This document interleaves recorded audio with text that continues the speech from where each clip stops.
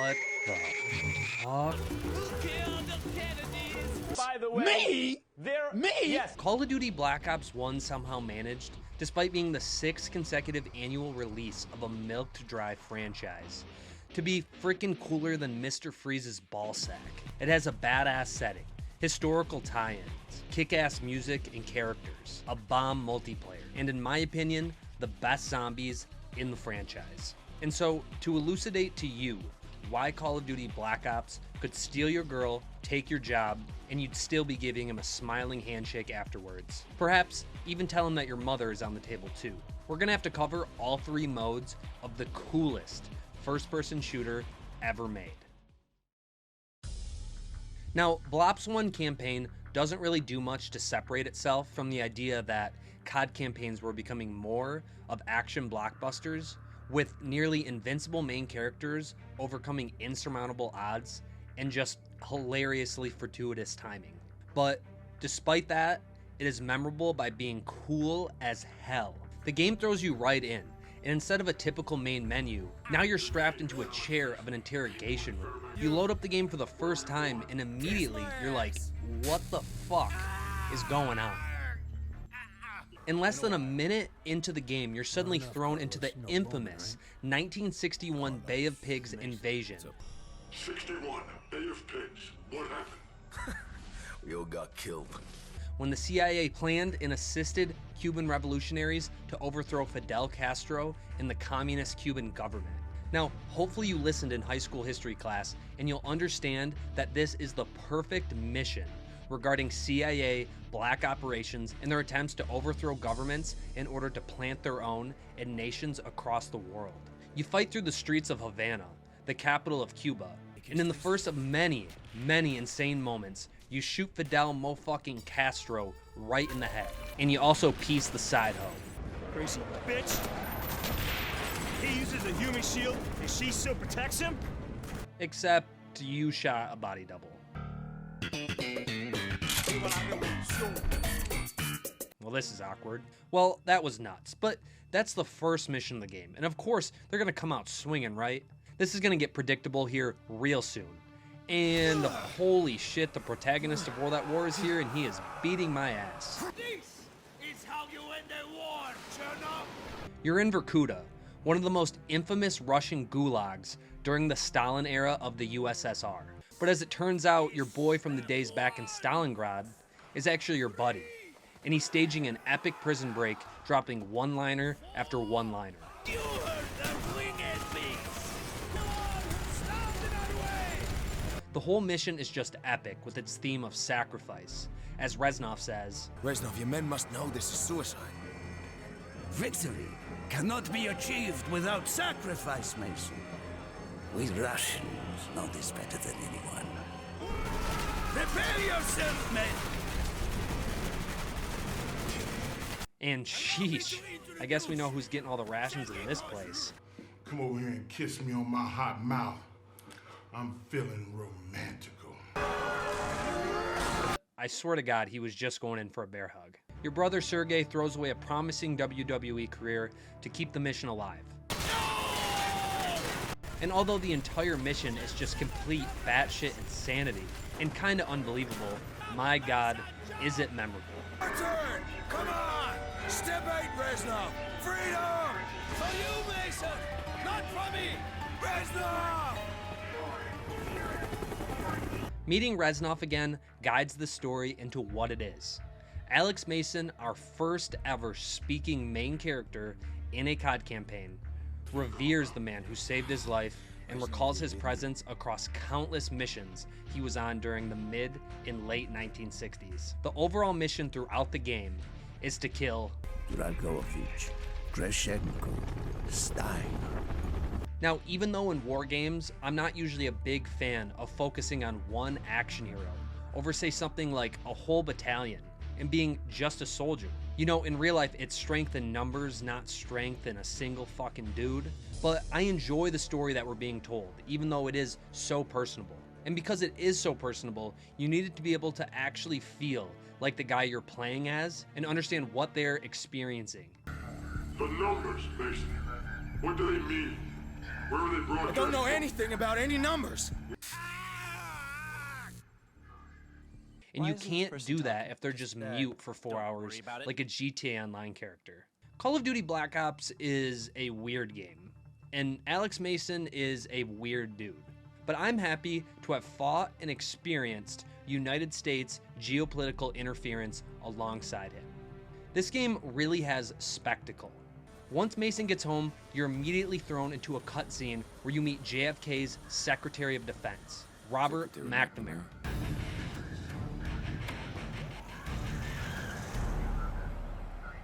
Nothing less than our national security is at stake.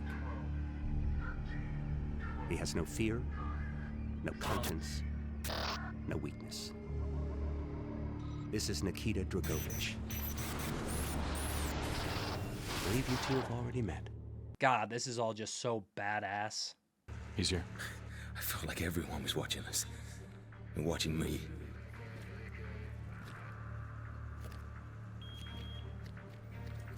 Back then you couldn't trust anyone. Sometimes even yourself. That's why we're here, Mason. To see if we can trust you. There was nothing like this in COD before. And from the visuals, to the dialogue, to the music building up the tension, and what my opinion is the best sequence of the entire game, maybe in COD history. The nerve center. I believe I'm correct in saying that civilization has been saved more than once in this room. I don't know. It felt like I was in a dream. Step 2. Ascend from darkness. Step 3. Rain fire. And if you thought this scene couldn't get any better, it's time to meet the 35th President of the United States. Mr. President? Agent Mason, Great honor, Mr. President. sit. We are in grave danger from the communists. Our freedom, our very way of life is at risk. If you can't tell in the background, that's a picture of Lee Harvey Oswald, the man who in real life, at least supposedly, assassinated JFK. And there's also photos of JFK's funeral.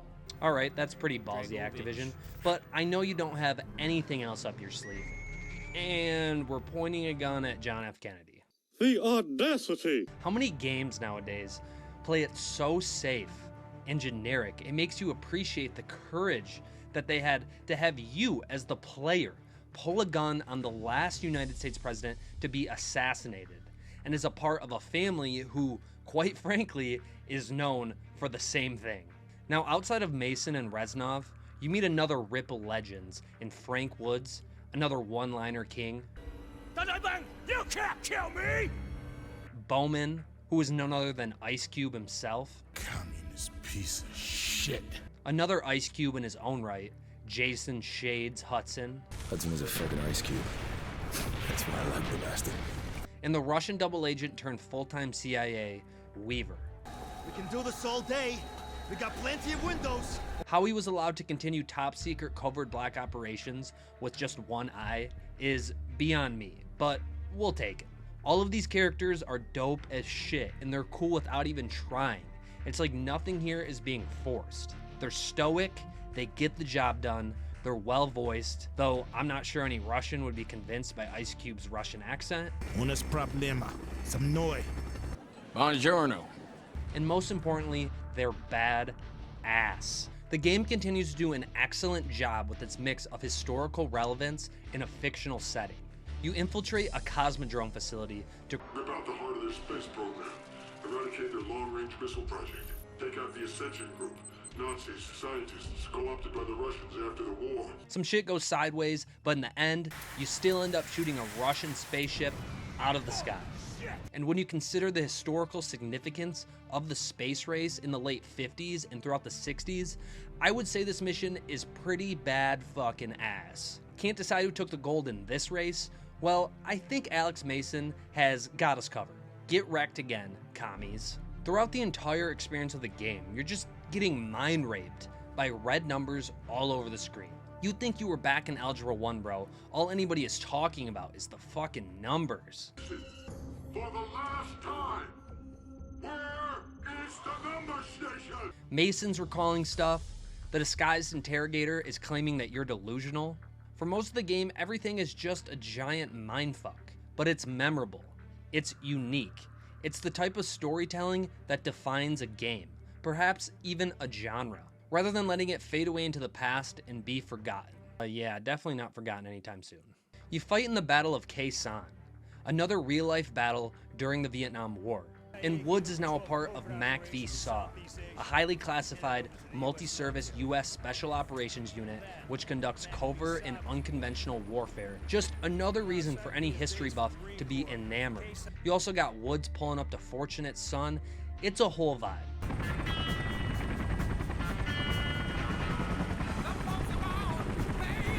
You feel like you're living inside the timeline of the Vietnam War, as Hudson mentions the Tet Offensive. The Tet Offensive was the beginning of the end, when America really started losing the war.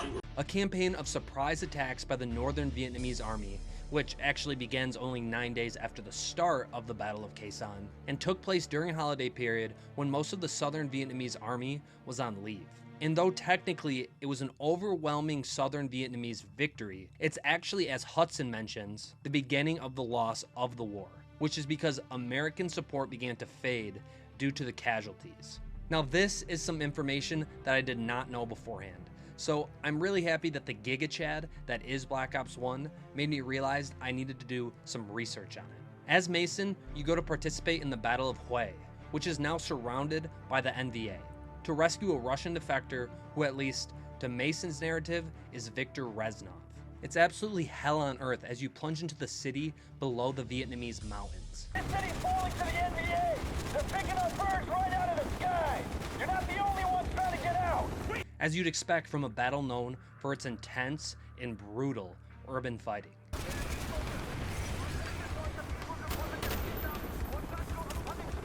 That's right! Your evac is on its way! Now that's intimidating. You then go to Kowloon City, Hong Kong, also known as Kowloon Walled City, a largely lawless enclave of China. It's one of the most badass environments you'll visit in any Call of Duty, and is where you get information from Dr. Daniel Clark about Nova 6, a biochemical weapon planned to be used by Dragovich. You can also get the Thunder Gun in this mission, which is pretty crazy. And God, bro, the music of this game is on some next level shit.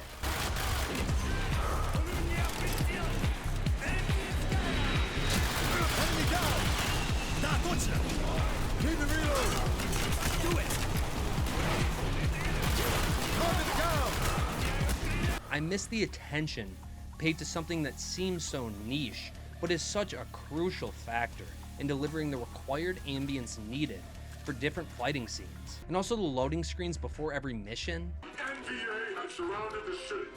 MACV had all but burned to the ground. The defector was surely dead. He wasn't dead! It was a lost cause, and you still went in. Why? His protection team had gone dark. I couldn't accept that he was dead. I needed that fucking dossier! In typical COD fashion, they have that badass editing and build-up, all this cool information coming across the screen. It's what you'd expect from any COD made in this era. Now, any fans of World at War are gonna get a beautiful nostalgia hit from the mission Project Nova, where you get backstory from Viktor Reznov, getting to play as him for the first time, while actually seeing Dmitry Petrenko. The sun. Yes, Dmitri. Time to hunt down the last remnants of the fascist Reich. Who you spent half the World at War campaign playing as. Dmitri, finish those rats. Once again, you cheat death. Our tanks are ready to smash this line. You fight against the remnants of the Nazis in the Arctic Circle, utilizing the past guns that you remember, while also listening to the classic World at War soundtrack. They are trying to surrender. They have tried before. Do not let them. Dragovich is Reznov's general in the 3rd Shock Army, and you find out that he betrays him and his squad, using them as guinea pigs to test Nova 6. And if you weren't already convinced by this game's audacity, you see the hero of the last game, who survived over and over, die in horrific fashion right in front of you.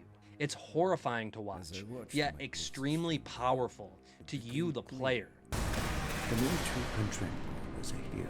He deserved a hero's death. Instead of giving his life for the glory of the motherland, he died for nothing. Like an animal.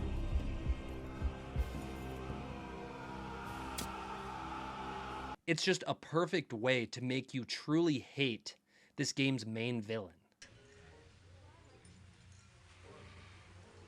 Fuck you. The craziest part is seeing Reznov go from a soldier that we knew had great pride in his country, in his army, to become lost and betrayed and forced into fighting against them. Keep moving! This is not our war! Who do we fight? Everyone! We stand alone! It's an all-time character arc in the Call of Duty franchise. You know, I feel like there's something thoughtful here to say about the risks of intense nationalism. But I'm just gonna go ahead and say, this is fucking cool. Back in the 60s, you continue to fight in incredible and historically significant locations. The jungles of Vietnam and Laos. Down in the spider holes. You fight on the Mekong River, jamming out to the timeless Sympathy for the Devil.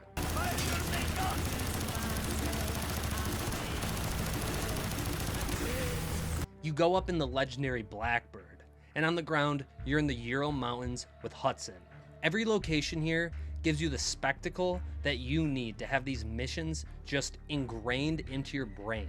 They keep you in awe the whole time. And this is all while the brink of global war is looming large. The situation made evidently urgent. Dragovich is fully weaponized and deployed Nova 6. He has sleeper cell agents all over the U.S. just waiting for the signal to release. The U.S. was invaded decades ago, Mason. The communists have been waiting. Now they're ready to strike. Dragovich's sleeper cells are on U.S. soil. Nova 6 is weaponized. They will use it. Moscow has gone dark. We are out of options. A preemptive strike on Russia is prepared. The president will authorize. Mason, for the last time, where is the number station? And with Mason being brainwashed, the reactions of others towards Mason's conversations with Reznov, while none of them seem to interact with him themselves, you kind of begin to wonder what is really going on here. What the fuck's wrong with you? The end of the game is on some wild shit. As you escape Viet Cong imprisonment as Mason, you see Bowman die, Woods seemingly dies while also killing Kravchenko. You find out as Hudson that Dragovich plans in 36 hours to have sleeper agents release Nova 6 all over the United States. He makes a deal with Steiner to help abort the plan. In the second to last mission, you play the events from both the CIA and Mason's perspective, as he kills Steiner right before he can be extracted by Hudson and Weaver. That's the key part here. Mason kills him, not Reznov, as you first see playing as Mason. Once you cut over to Hudson's perspective, it shows that this whole time, Mason had been reversed brainwashed by Reznov in Vorkuta, who overrides Mason's orders to kill JFK and instead sends him on a warpath to kill Steiner, Kravchenko, and Dragovich. My name is Victor Reznov, and I will have my revenge! Everything is so tragic as you realize your main man, Mason, may have just allowed the start of a nuclear war because of his brainwashing. And everything you remembered was, in a way, ruining Hudson's plan to essentially save the world. Reznov has been dead for 5 years, and he was never there with Mason the whole time. But Mason eventually remembers the numbers and recognizes the broadcast station as the ship from the beginning of the game. And with only 2.5 hours until the world ends, Hudson throws those shades back on and they head to the Rusalka to destroy the ship, which is actually on top of an underwater base, which you destroy, kill Dragovich, who, funny enough, in his final breaths, taunts you about killing JFK. Like I'm making kill my own president! Pride?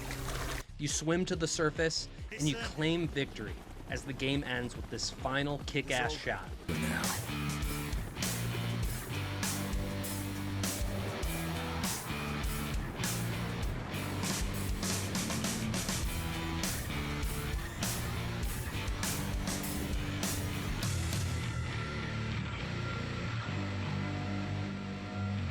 And in the final cutscene, the game hints to you that maybe it was Alex Mason, after all, who killed JFK in 1963. It is ambiguous and it is absolutely insane. The Black Ops campaign may have the same issues as Modern Warfare 2. It's over the top, generally unbelievable, and it glorifies war in a Michael Bay-esque way. But in my opinion, it is so successful at telling a memorable story because of its dedication to depicting real-life events and locations of the time, keeping anybody who loves history locked in the entire way. Black Ops Multiplayer was the first released after Vince Zampella and Jason West, the founders of Infinity Ward and essentially the COD franchise, were viciously canned by Activision.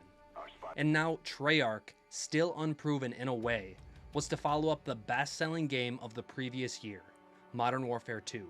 And while I say that they didn't top the game, they sure as hell made, at least to me, the second best COD multiplayer ever. All the vibes and environments from the campaign you can expect here. A variety of badass guns to use. The gun balance is admittingly quite ass, but it has better perk balance, honestly the best in the series. There's more attachments, and overall the best class customization we've seen so far in COD. The explosive bolt crossbow and ballistic knife, despite being gimmicks, are just distinct as hell, and a lot of funny ways to play the game. It's just some dumb fun that COD always needs, especially to challenge players who like to use them. The maps, while not overall being the best in the series, are in my opinion the absolute coolest. They are absolutely enthralling, fascinating. Whether it's the Hanoi Hilton, the Cosmodrome facility, Havana, Cuba, WMD, or Crisis, the DLC maps are especially amazing with locations like the Berlin Wall, Kowloon, Discovery, Convoy, Hangar 18. Every location is so distinct, yet so applicable. I feel like they just knew their history, and where the most breathtaking locations would work for the multiplayer. The maps didn't have immersion just based on their location or layout either. The map interactions and events were new to this game. Watching the rocket take off and launch was always sick. Our Valkyrie's in the air. Or being able to activate these doors with buttons on radiation. There's a no man's zone in the middle of Berlin Wall that will kill you if you try to pass through it. Yet you can still see and shoot other players on the other side. Or you can even just use zip lines on Kowloon. They were just little varieties that were used to add spice and flair to the multiplayer. You could change your face paints now for the different factions and their models, which vary based on location, weather, and perk 1. The music is still badass. Team deathmatch. Remember the mission.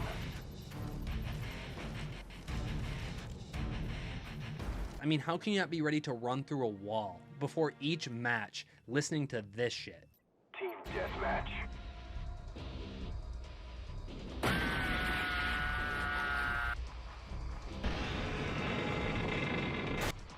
Stay focused, stay alive. It's so iconic. This is when they were still doing Call of Duty multiplayer factions so well. This was the second iteration of customizable kill streaks, and they continue to be epic to use and to witness, like the Blackbird, SR-71 ready for deployment. or the Valkyrie rocket, Valkyrie online. Friendly RCXD deployed. or the gimmicky RCXD, which at this point is just legendary. The wager matches in this game were so cool. They allowed you to put your money where your mouth is, and who doesn't love a good game of sticks and stones or one in the chamber? The combat record in Black Ops 1 is still easily the best in the franchise to this day, going so in depth. Literally the only thing it doesn't tell you is how many times you scratched your balls during the match. Overall, the Black Ops 1 multiplayer, it has all the innovations you want and does perfectly of capturing the essence of the Black Ops 1 campaign and instilling it into a competitive multiplayer experience. Flaws and all, this multiplayer is dope as hell and one of the best that COD has to offer. And last, but certainly not least, the best zombies in the franchise. Especially as a product of the time it came out, I'd say it delivered the most based on what we had the last time. Just the innovations made, the settings you're placed in. The maps all started to get bigger.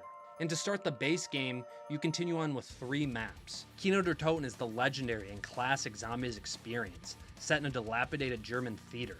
It really has those World at War vibes, and it continues its story with your 4 main characters.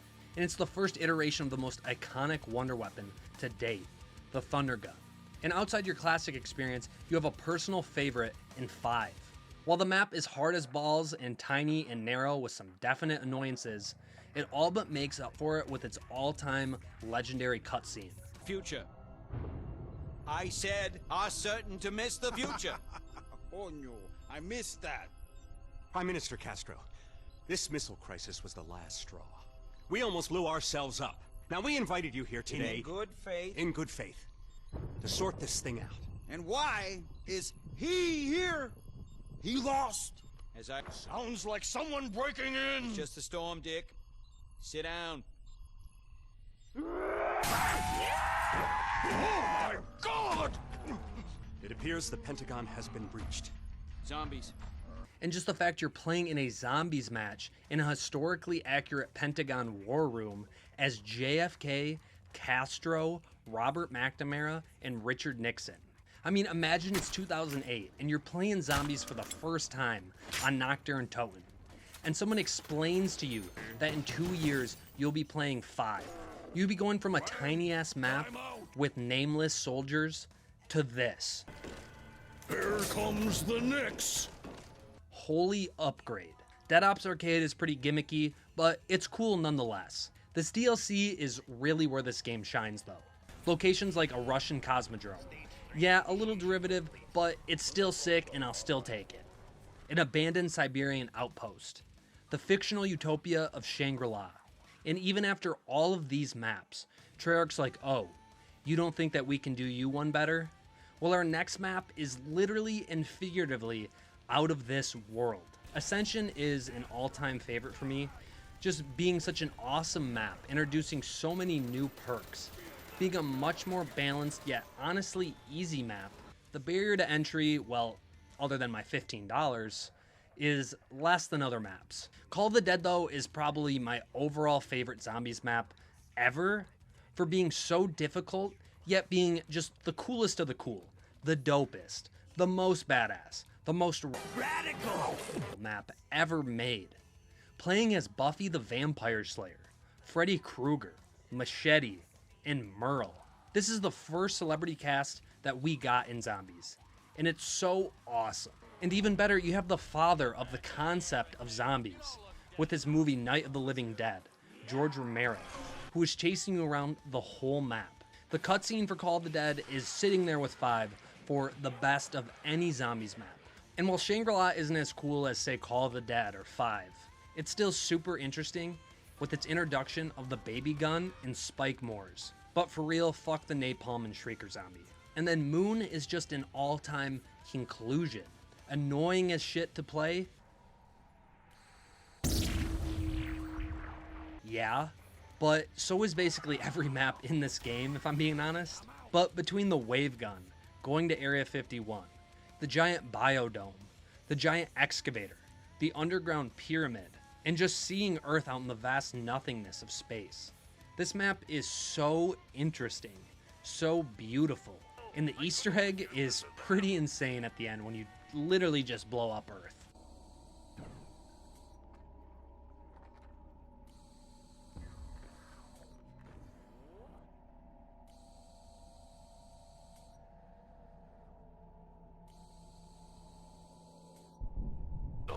Low on ammo. Big nickel. Okay, I got it. Help! I need more ammo!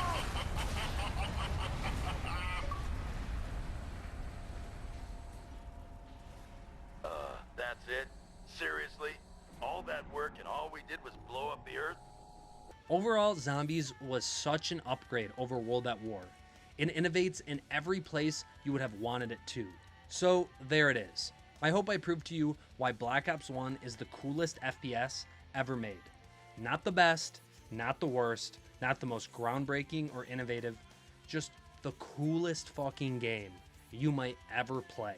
It has the feeling of a premium AAA release, which COD games should always have, yet have been lacking over the last decade. How a game this good can be made in 2 years is beyond me, but it attests to the passion and expertise of those who made Call of Duty in the past. But what do you have to say? Is Black Ops 1 cooler than Morgan Freeman, or am I just a tasteless dipshit cashing in on nostalgia from an old game? Let's talk about it in the comments. I might just agree with you, or I might just call you a dumbass. So let's find out which. As per usual, thanks for watching, guys. I appreciate your support so much, everything that you've done for my channel over the last 2 months. I'm glad to have you guys here with me as I continue to grow my channel. Take care.